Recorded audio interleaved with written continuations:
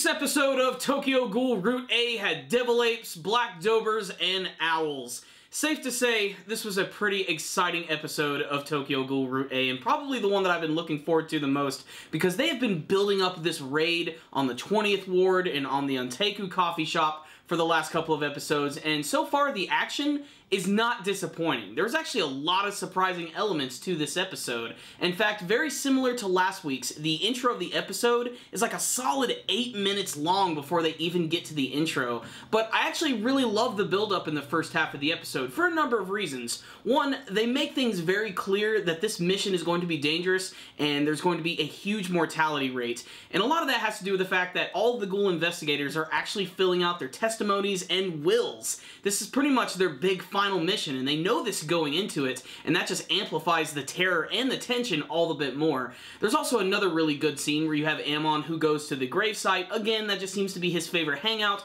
aside from when he's not killing ghouls, and we also get to learn a little bit more that he's going to see his old teammate who died, who they're still keeping under wraps, but this is the one who actually gave him his signature weapons. And there's a scene where both him and Akira almost have a romantic moment. It almost seems like she's trying to kiss him, but he's too tall, and before she can even go in for the kill, he actually blocks it, because Amon himself is a man of profession. He's not going to allow that to get in the way of his work, and just as Akira said, that was very much like him to do that. But the second half of the episode, oh man, this was all action, and the best thing about it was, it shocked me with how surprising it was, because it involved the characters of both Koma and Kaya. And these are two characters who've been working at the Anteiku, and they've basically just sort of been in the background. I really didn't think they were going to be any sort of threat.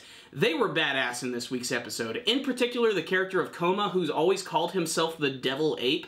I always thought that was just like a joke on his part. I thought that maybe he's just joking around because he's like the Krillin of the series, like he doesn't really have the power to defend himself. And in this week's episode, he goes batshit insane, and there's a lot of really great fighting choreography, and frickin' Kaya joins in, and she's known as the Black Dober, and they have these masks, and they even have all of their old goons from their old gang who come and help them and fight. At first I thought this might have been like a clone technique, but no, they're calling in all of their buddies to help them out in the battle. And then that brings us to the Owl, whose entrance is frankly just awesome. I especially love that they had the full confirmation that his abilities are actually like a Kakuja, kind of like we've seen the ghouls who actually have the armor all over their bodies. It actually like sort of envelops his face and turns into the mask, and then he just proceeds to decimate every single ghoul investigator in front of him with shrapnel that's flying from his body constantly. Before they finish up with the Owl action scene, they actually go over to Kaneki, who's having this conversation with Nishio, who decides he's not going to join the battle at all. He's just there to see what's going down, and he's actually going to skip town and even leave his girlfriend.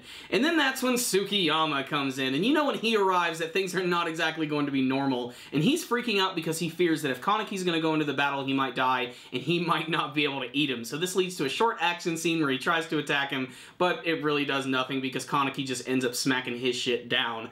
The episode ends with the Owl still killing all of the ghoul investigators when he's suddenly confronted by Shinohara and his superior, and they have their special armor on, kind of like a big rematch with the Owl, and damn it, I am excited. So what's the rundown on this week's episode of Tokyo Ghoul Route A? It's about damn time we are finally getting to some action. That's not to say that I didn't like the atmosphere in the previous episodes, but I'm glad that we're finally getting to it in this week's episode, because it was handled really well. And just, I was surprised that they're using characters who I never even thought were going to be, like, involved in any action scenes, and that's what made this one all the more special. And not just the ghouls themselves, but there were a few other characters who were introduced on the investigator side, who honestly seem just as insane as the ghouls, and I love their designs. There's this one guy by the name of Hachikawa, who kind of looks like an even darker version of Vash the Stampede from Trigun. He has like this big turtleneck, and he has this like weird creepy mouth where it almost looked like his lips had been like ripped away and they're removed, and he looks really disturbing, and he has this weird weapon like that's on his arm. It kind of looks like a big almost Mega Man blaster. And then that of course brings us to Tanaka Maru, who is definitely a dandy fellow, only because he looks like the owner of a bar himself. He's got a lot of style, and he also has this big gun which emits this huge blast of electricity, which was also really surprising. It's weird to see that there are these human characters in the show who are just as frightening and almost ghoulish in a sense as the actual ghouls themselves. But really, this episode was just a lot of action, and I really like the fact, too, that they're bringing up that character of Arima again. He's the guy who I think is actually like the head of the investigation team, and we've seen him in some of the flashbacks of the show, but they've never really done anything with him until at least this point. So shit's going down, lots of fighting is happening, and who knows where it's going to go, because 20th Ward is getting taken over by the Doves, and it's just all going to shit. But this week's episode was really high quality. It had some great atmosphere to it. The music cues were fantastic. There was a small scene where she looks like she's getting ready to join the battle, so she's going to get involved. The owl is awesome. I was really surprised by the devil ape and the black dobers. That was definitely my favorite thing about this week's episode. Check it out. If there was an episode to watch this season, this is definitely in the top 3 so far. And we're getting even closer to the finale of this season, so I can't wait to see where it's going. So I'm going to give this week's episode a 4 out of 5. I'm not going to give it a perfect score because I did feel that the first half was a little slow. Despite that, it was still atmospheric, it was really well done, and all the action in the second half definitely made up for it. So check it out, guys. Awesome episode of Tokyo Ghoul Route A.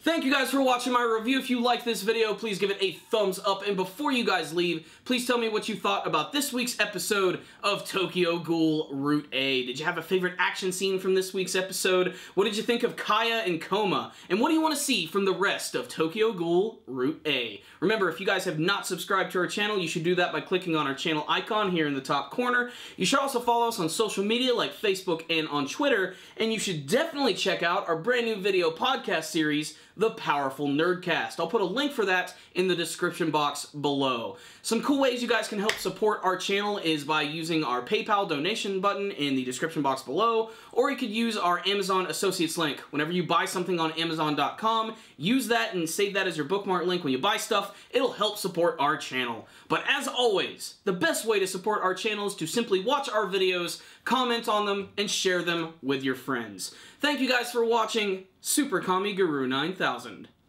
Out.